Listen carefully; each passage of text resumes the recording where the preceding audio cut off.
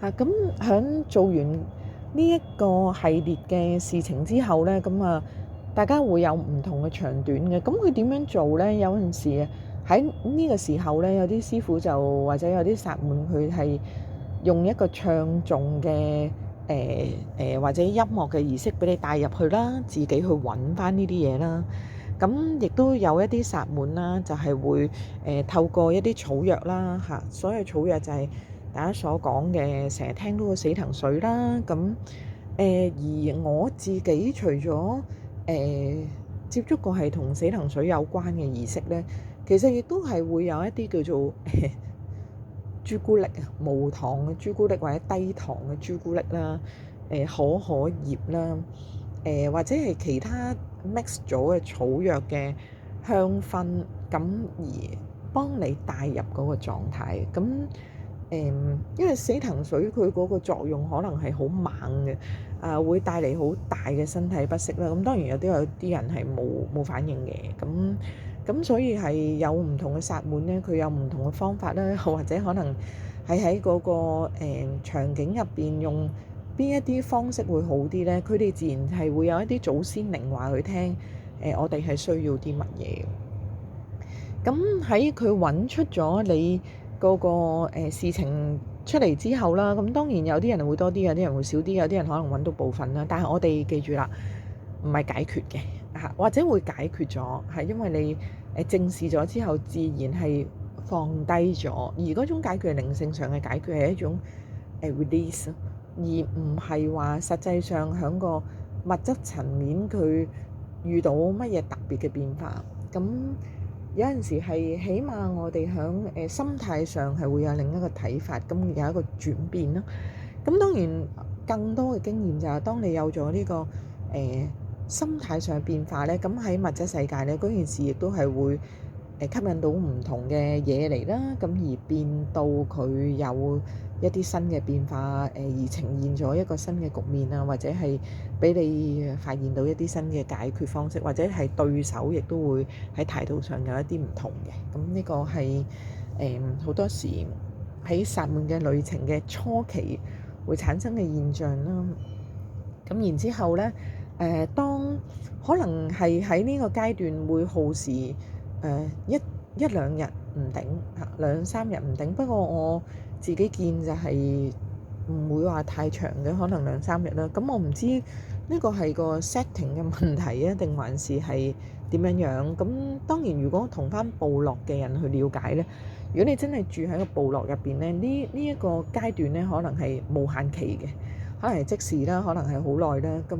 薩滿係會按照你嗰個需求咧，而每個人有唔同嘅。咁而一般我哋呢啲所謂叫旅行團嘅參與啦，或者學習上嘅參與咧，咁就會有一個界限喺度咯。咁如果我嘅體驗係兩三日啦，咁有啲人係兩日啦，咁可能就會分兩批人去進行啦。咁有陣時咧，你有你自己去做一個被動嘅體驗之餘咧，其實薩滿咧亦都會喺自己嘅花園啦、自己嘅地方咧，會有一個恆常嘅叫做神聖空間啦。咁呢啲神聖空間有陣時係一個佢哋自己用植物啊、石頭啊、骨頭啊，而整出嚟嘅medicine wheel 啦，好大。咁佢哋會去觀察嗰個medicine wheel 嘅變化啦，而同你之間嘅關係啦。咁有時喺學習嘅課程咧，薩滿係會解釋俾你聽，因為喺呢一部分發生咗一啲乜嘢變化咧，而同你有乜嘢關係。咁你自己亦都可能會係喺，因為如果某一啲課程或者旅程入邊咧，你係會有一個獨立嘅生活空間嘅。咁當然唔係一間獨立嘅酒店房啦，咁可能係一個 shelter 啦，又或者係一個布簾咁樣，咁你都會有你自己嘅 medicine wheel 啦，咁而中間有乜嘢副營，咁大家係會溝通或者係去分享嘅。咁有時呢一個 Johnny 咧係集體咧，有時會係個人，都係會好睇個薩滿佢想點樣去主持呢個儀式。咁去到呢一度咧，其實可能都有啲薩滿係會用1個禮拜啊、10幾日啊。咁有啲薩滿係會將呢件事係同個月相去掛鈎，去同你去處理嘅。咁因為個月相咧，同時喺個薩滿入邊啊，佢準備乜嘢草藥茶啊，或者係乜嘢食療嘅俾你咧，其實係亦都係講緊你嘅身心靈係會有一個好似排毒或者調整嘅狀態啦。咁呢個亦都係好視乎個薩滿去點樣去處理你。咁佢哋係喺每一天嘅分享入邊咧，係會有獨處嘅時間，亦都係會有團體聚集嘅時間啦。咁當然都有清洗同自然連接嘅時間啦。咁獨處嘅時間係點呢？咁基本上係會大家會有自己嘅空間咧，自己嘅 shelter 啦，或者自己休息嘅地方咧，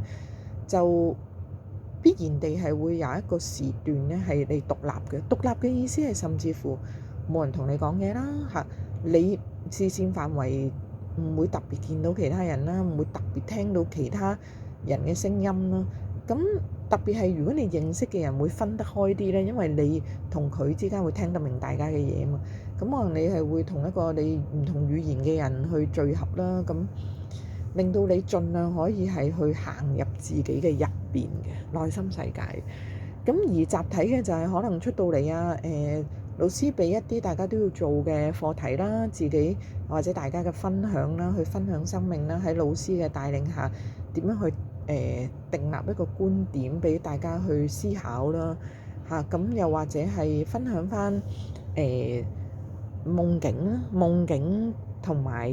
你喺儀式後嘅經驗嘅體驗嘅想法啦。咁呢個過程就係可能係又係好幾天，有時亦都會可能係半天。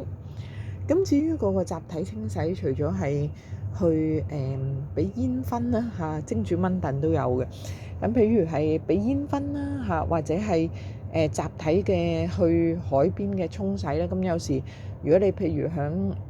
啲山度咁啊，冇海邊啦，咁可能就係一個煙熏啦，一個森林嘅歷程啦咁樣。咁又或者純粹係你響一個火爐嘅旁邊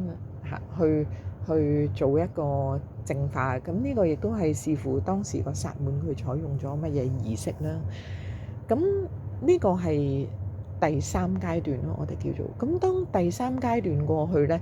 其實老師就會按照你嘅生日啦，某一啲特質啦，咁佢話俾你聽呢，其實你嗰個靈性嘅力量咧喺邊度？咁呢一個咧，似乎就係唔變嘅，就係按照佢將你嘅生日用佢哋嘅曆法去轉咗佢哋嘅曆法之後咧，就話俾你聽。其實有啲乜嘢動物咧，就係你嘅祖先。或者係當你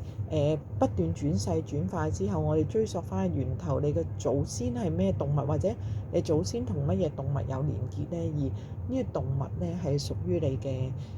祖靈嘅能量動物啦。咁佢會係請你去分享你對於呢個動物嘅睇法啦，又或者係你自己調翻轉嚟去吸收翻佢話俾你聽，其實你要喺呢個動物身上咧去學習到啲乜嘢嘅。